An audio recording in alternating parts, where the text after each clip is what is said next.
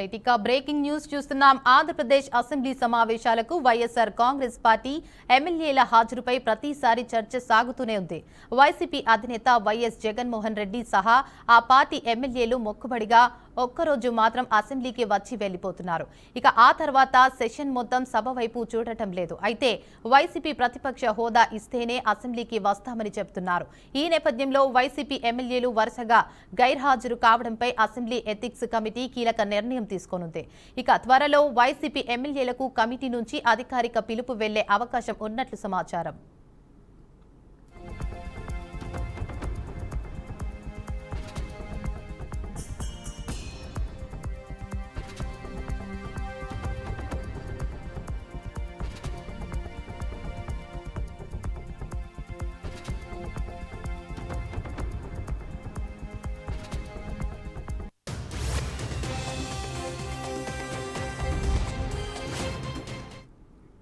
ఇక ఇదే అంశంపై మరింత సమాచారాన్ని మా ప్రతినిధి సుబ్బు అందిస్తారు. చెప్పండి సుబ్బు, అప్డేట్స్ ఏంటి?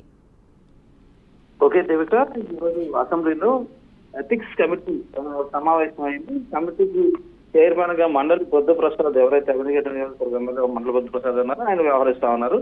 అయితే ముఖ్యంగా ఈ సమావేశంలో శాసనసభ్యులు సమావేశాలకు రాకపోవడంపై చర్చ జరిగింది.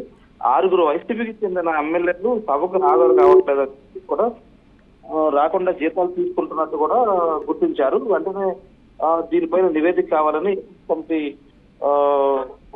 అధికారులు అయితే కోరడం జరిగింది. అయితే ఎవరైతే ఈ సభకు రాకుండా జీతాలు ప్లస్ జీతాలతో పాటు ఈ అలవెన్స్ లో ఏవైతే డిఏలు తీసుకుంటున్నారో సభకు వచ్చినట్టుగా బిల్లులు పెడుతున్నట్టు కూడా ఎథిక్స్ కమిటీ ముందుకు రావడం జరిగింది. ఈ ఎథిక్స్ కమిటీలో చర్చ కూడా జరగడం జరిగింది.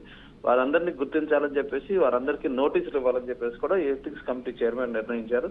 వాళ్ళు ఇచ్చే సమాధానాలపైన తర్వాత తదుపరి చర్యలు ఏం తీసుకోవాలనే దాని మీద కూడా ఆలోచన చేస్తారు.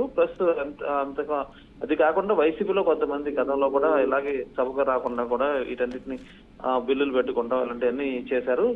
ప్రజా సమస్యల పైన అసెంబ్లీలో పోరాడడానికి కానీ సమస్యలను అసెంబ్లీలో లేవనెత్తడానికి కూడా రాని వాళ్ళకి ప్రజల చేత వచ్చిన ప్రజాధనాన్ని ఎందుకు దుర్వినియోగం చేయాలి, వాళ్ళ కోసం ఎందుకు ఖర్చు పెట్టాలనే ఒక సమస్య అయితే ఒక ప్రశ్న అయితే ఉత్పన్నమైంది ఈ సమావేశంలో.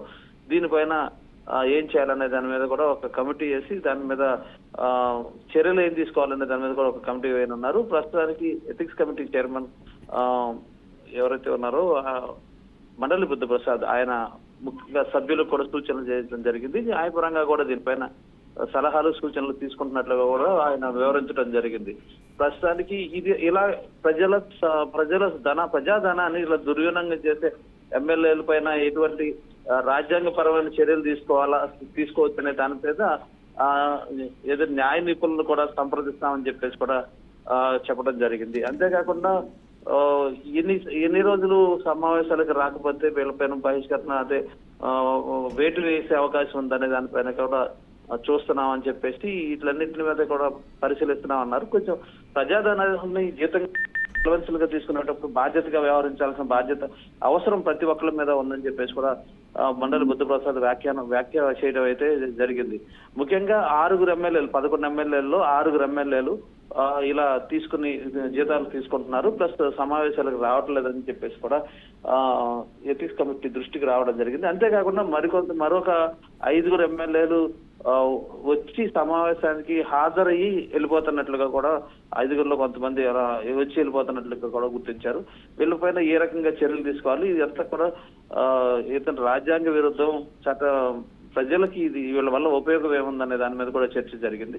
మొత్తం మీద ఈ 6 ఎమ్మెల్యేలు మొదటి 6 ఎమ్మెల్యేలు ముందు మా మీద మాత్రం వాళ్ళకి నోటీసులు ఇచ్చి వాళ్ళు ఇచ్చే సమాధానాన్ని విన్న తర్వాత వాళ్ళ మీద చర్యలు ఏ రకంగా తీసుకోవచ్చు, దానికి సాధ్యాసాధ్యాలు ఎంతవరకు సాధ్యమవుతాయి అనే దాని మీద కూడా చర్చ జరిగింది. మొత్తానికి దీని అంతటినీ కూడా అసెంబ్లీలో సమావేశం జరిగింది. ఈ సమావేశంలో ఈ నిర్ణయం ఇప్పటి వరకు మనం చెప్పిన వాటిపైన నిర్ణయాలు తీసుకోవాలి, వాళ్ళందరికీ కూడా నోటీసులు ఇవ్వాలని చెప్పేసి కూడా నిర్ణయం తీసుకున్నట్టు కూడా తెలుస్తుంది. Devika. Right, thank you for the update Subbu.